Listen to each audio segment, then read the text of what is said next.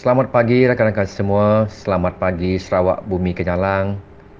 Apa kabar orang-orang Sarawak Bumi Kenyalang? Ya, Sarawak Bumi Kenyalang, bukan Sarawak Darul Hana ya. Pagi ini saya akan berkongsi atau memberikan sedikit komen tentang perkataan Sarawak Darul Hana yang semakin hari semakin berkumandang di negara Sarawak Bumi Kenyalang ini. Sebenarnya perkataan darur ini adalah berasal dari bahasa Arab yang bermaksud negeri atau rumah. Manakala hana juga bahasa Arab yang bermaksud aman. Jadi darul hana ini bermaksud negeri atau rumah yang aman. Persoalannya, kenapa gunakan perkataan Arab dan apa kaitan perkataan Arab ini dengan negeri atau sebuah negara? Contohnya negeri-negeri yang menggunakan perkataan darul adalah seperti Selangor Darul Ehsan, Johor Darul Takzim, Perlis Darul Sunnah, Kelantan Darul Naim, Terengganu Darul Iman, Kedah Darul Aman dan sebagainya. Hakikatnya penggunaan perkataan darul ini melambangkan sebuah negara Islam. Contohnya negara jiran kita yang terdekat iaitu negara Brunei Darussalam. Untuk menamakan Sarawak sebagai Sarawak Darul Hana adalah agak ganjil dan pelik. Bukan hanya ganjil tetapi sudah semestinya ia akan mengundang banyak tanda tanya dan tidak mustahil jika saya katakan bantahan dari orang Sarawak. Di Sarawak kita mulai mendengar nama Jambatan Darul Hana. Selepas itu Musical Fountain Darul Hana dan satu lagi kampung atau perumahan Darul Hana yang terletak di Kuching. Perkataan Darul Hana ini nampaknya semakin hari semakin menjadi buah mulut di Sarawak. Terutamanya dengan adanya sebuah jambatan dan musical fountain ikonik yang diberi nama Darul Hana. Di sebalik itu timbul pula tanda tanya, kenapa menggunakan perkataan Arab ini yang sinonim atau melambangkan sebuah negeri atau negara Islam?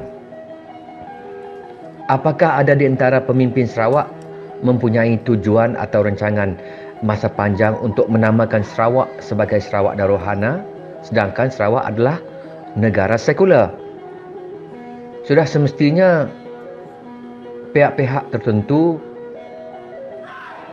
akan menafikan dakwaan ini.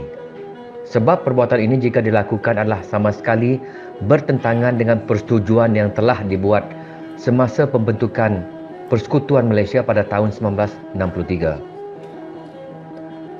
Walau bagaimanapun, tiba-tiba parti PAS yang merupakan sebuah parti yang agak ekstrim, sebuah parti yang sering mengeluarkan kenyataan yang mengkafir-kafirkan orang bukan Islam, yang mengatakan bahawa orang bukan Islam tidak layak dan tidak boleh menjadi pemimpin, yang mengatakan kitab suci orang Kristian telah dipesongkan dan sebagainya, dengan tidak teragak-agak telah menamakan Sarawak sebagai Sarawak Darul Hana di dalam ucapan rasmi yang dikeluarkan di dalam laman sosial PAS baru-baru ini. Bayangkan tetamu yang tidak diundang datang dan dengan sesuka hati mengubah nama negeri Sarawak, negara Sarawak Bumi Kenyalang ini kepada sebuah nama lain, iaitu Sarawak Darul Hana. Ini adalah parti PAS yang sudah menjadi rakan kongsi GPS atau kerajaan negeri. Yang mengherankan ialah tidak ada seorang pun pemimpin GPS yang membantah.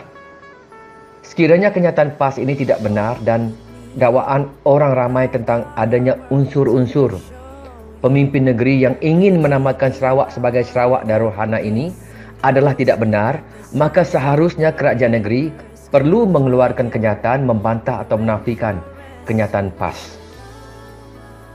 Apakah membisu dan mendiamkan diri ini adalah tanda bersetuju dengan satu kenyataan dan perbuatan yang salah dan sangat tidak wajar? Apakah PAS sudah tidak sabar dengan cara perlahan dan halus yang digunakan oleh sekutunya di negeri Sarawak Bumi Kenyalang ini? Justru itu adalah wajar sekiranya rakyat Sarawak khususnya yang bukan beragama Islam membantah tindakan kerajaan negeri yang membisu dan mendiamkan diri atau sengaja mendiamkan diri.